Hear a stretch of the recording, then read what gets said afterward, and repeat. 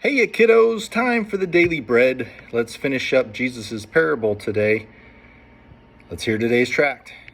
Daily Tract 279, Matthew chapter 13, verse 28 through 30.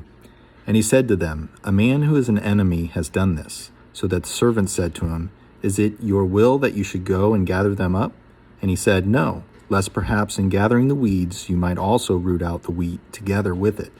Permit both to grow until harvest, and at the time of the harvest I will say to the reapers, Gather first the weeds, and bind them into the bundles to burn, but the wheat gather into my storehouse. Kids, what is this story about? Jesus, what's he describing here? Remember? He's describing the kingdom of heaven through this parable.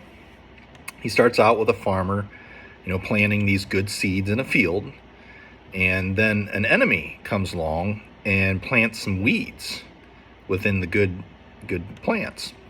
And the servants then ask the farmer, who planted these weeds in the field? And if they should try to gather the fruit, right? And today we learned that the farmer explains that the enemy planted the weeds, but instead of going out into the field to pull out the weeds, he said, let's just wait until the wheat is not rooted, so that the wheat doesn't get rooted out.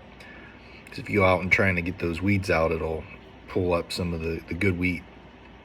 So the farmer at harvest then will tell the reapers to put the weeds in the bundles, and then the reapers will then gather the wheat and keep it and store it.